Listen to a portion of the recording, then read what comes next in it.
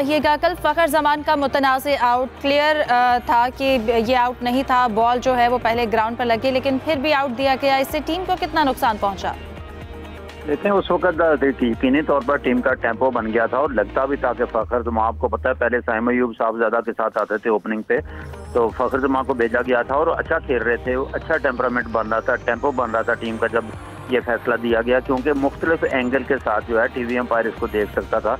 उन्होंने सिर्फ एक एंगल से देखकर अपना फैसला सुना दिया। रुचेरा, जिनका ताल्लुक श्रीलंका से है, पहले मैच में भी बांग्लादेशी अब्दुर्रहमान के साथ ये फील्ड एम्पायर थे। अफसोसनाक फैसला था, उसका काफ़ी नुकसान हुआ पाकिस्तान को। लेकिन जहां रात से दिन भर तनकीद हो रही है, हम भी कर रहे हैं, जाहिर है टीम हारी है तो अफसोस होता है, दुख होता है। वहाँ पे एक अच्छी खबर भी थी कि कम अज़ कम साहबजादा फरहान ने, जो जसप्रीत बुमराह है जिनको आराम दिया जाता है और सिर्फ पाकिस्तान के खिलाफ उनको शामिल किया जाता है, उनका जो है सॉफ्टवेयर था वो अपडेट ज़रूर कर दिया साहबजादा फरहान ने। और जहां तक फ़खर जमान का ताल्लुक है, वो तो काफ़ी नुकसान हुआ है गेम में। जैसे पहले जिक्र भी हो रहा था कि हारिस रऊफ ने जो वहाँ पे वो राफेल के वो एंगल करते रहे और बड़े पॉपुलर हुए, सोशल मीडिया पर भी बार बार उसका जिक्र किया जाता है। तो ज़ाती तौर पर अपने जज्बात बताऊं तो मुझे तो उसकी ज़रा भी खुशी नहीं हुई। अग्रेशन जो है टीम में आए, बॉलिंग में आए, मैच जीत कर करें तो सब कुछ अच्छा लगता है। जो उनके कप्तान सूर्या कुमार यादव ने पहले मैच में पहलगाम का जिक्र किया, आर्मी का जिक्र किया, वो जीत के बाद किया, जीत के जवाब देते, क्योंकि जो आवाजें हम तक पहुंच रही थी तमाशा ही उनके कोहली कोहली का नारा लगा रहे थे और जाहिर है कोहली ने मारा था। इसी तरह से आपको याद होगा नसीम शाह ने 2 छक्के लगाए थे। आज तक फजल हक फारूकी को उसके आवाजें कसते हैं, लोग छेड़ते हैं, ये बर्दाश्त होनी चाहिए और हमें मेरा ख्याल है ज्यादा तवज्जो गेम पर और जीत पर देनी चाहिए। बिल्कुल ठीक है। सलीम साहब, अग्रेशन का ही जिक्र किया जाहिद साहब ने। कल मैच में हमने देखी कुछ प्लेयर्स के दरमियान, हारिस और जो है शिपमैन, उनके दरमियान कुछ गर्मा गर्मी रही। आपको लगता है इस तरह के वाकयात मैचेस में नहीं होने चाहिए और इसके साथ साथ वो क्यों इतना हाइपर हुए प्लेयर्स? शाहीन के साथ भी एक मौके पे हुआ था। देखिए, इंडियन बहुत ज़्यादा ओवर स्मार्ट बन रहे हैं। आपने देखा, हाथ नहीं मिलाना है, ऐसा करना है, वैसा करना है। और कल इंडियन कप्तान की प्रेस कॉन्फ्रेंस भी ऐड कर लें इसमें,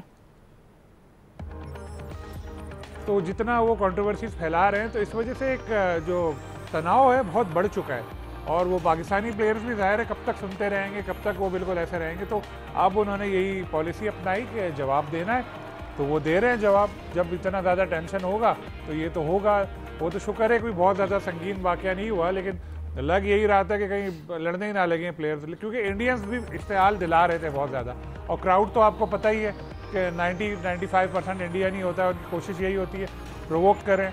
लेकिन प्लेयर्स भी इंसान हैं, कभी कभी उनको गुस्सा आ जाता है। ये अच्छे है कि हारिस ने अपने गेम पर उसको असरअंदाज नहीं होने दिया था। आपने उनकी बॉलिंग देखी, सबसे अच्छी बॉलिंग कल उन्होंने ही की, 2 विकेटें उन्होंने ली थी। लेकिन जब आप किसी को छेड़ेंगे तो उससे फिर आपको जवाब का भी मुंतज़र रहना चाहिए। ज़ाहिर है वो आपको फिर जवाब भी देगा। तो ये जिस तरह से उनके साथ हारिस को इंडियन प्लेयर्स या जो क्राउड जिस तरह कर रहा था जो उनके साथ, तो फिर वो जवाब तो आएगा। और हमें तो बज़ाहिर कोहली कोहली के नारे सुनाए दिए ना, जो फील्ड में हैं उनसे अगर पूछें तो वो बताएंगे कि कैसी कैसी ये लोग बातें कर रहे थे। लेकिन चालाक होते हैं ये, इनको पता होता है कि इस वक्त कैमरा किधर होगा, तो इसलिए देखभाल के ये लोग इस तरह की हरकतें करते हैं। भाई, खेलना है क्रिकेट तो सही तरह खेलें, इंडिया को मैसेज पहुंचा देना चाहिए। नहीं तो नहीं खेलें, आप अपना क्रिकेट खेल के खुश रहें, हम पाकिस्तान अपनी क्रिकेट खेल के खुश रहें। टेस्ट क्रिकेट भी तो दोनों मुल्कों की तरफ से नहीं हुई, लेकिन पाकिस्तान टीम अभी भी माशाल्लाह बहुत बेहतर है। मतलब बहुत नंबर 1 तो मैं नहीं कहूँगा, लेकिन फिर भी चल तो रही है ना क्रिकेट हमारी। बिल्कुल ऐसा ही है।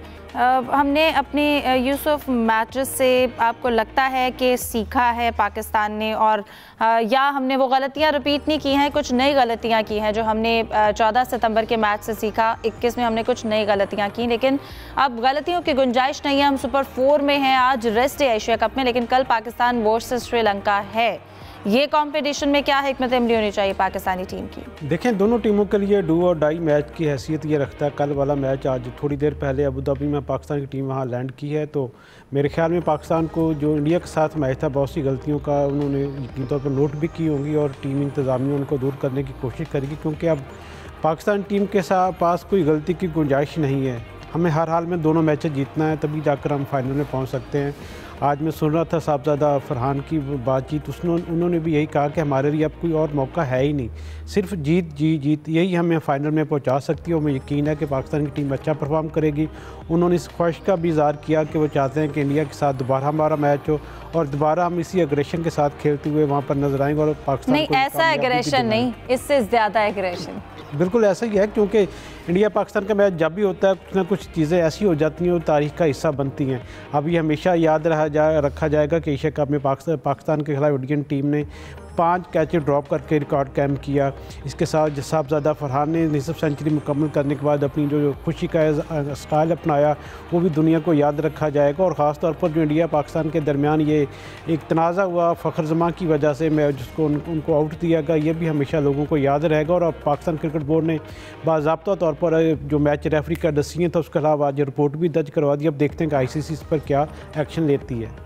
बिल्कुल जाहिद साहब, आपको क्या लगता है, हम कल के मैच में कप्तान की क़यादत पर तो बात करते हैं, माइक हैसन क्या उनकी रहनुमाई नहीं कर सकते थे? देखें, ये तो अब टीम हार गई है, जाहिर है मुख्तलिफ पहलू हैं, मुख्तलिफ चीज़ें सामने आ रही हैं। जाहिर है माइक हैसन का भी मशवरा शामिल होगा और फील्ड में क्योंकि कप्तान खुद फैसले करता है और बैटिंग ऑर्डर में किसको भेजना है किसको नहीं भेजना, काफ़ी गलतियां की टीम ने, ना सिर्फ ये की बल्कि बॉलिंग में भी हुई। आपको याद होगा कि शाहीन अफरीदी अमूमन जो है पहली गेंद जो है यॉर्कर वगैरह करते हैं और अच्छी बॉलिंग स्टार्ट अच्छा नहीं दे सके, फिर कैचेस ड्रॉप हुए। नो डाउट पाकिस्तान ने कम कैचेस ड्रॉप किए, लेकिन एक कैच आपको पता है मैच पे बहुत असरअंदाज होता है। जैसे यूसुफ साहब कह रहे थे तारीख याद रखेगी 5 कैचेस ड्रॉप किए, ये भी तो याद रखेगी कि 5 कैचेस ड्रॉप करने के बावजूद इंडिया जीत गया।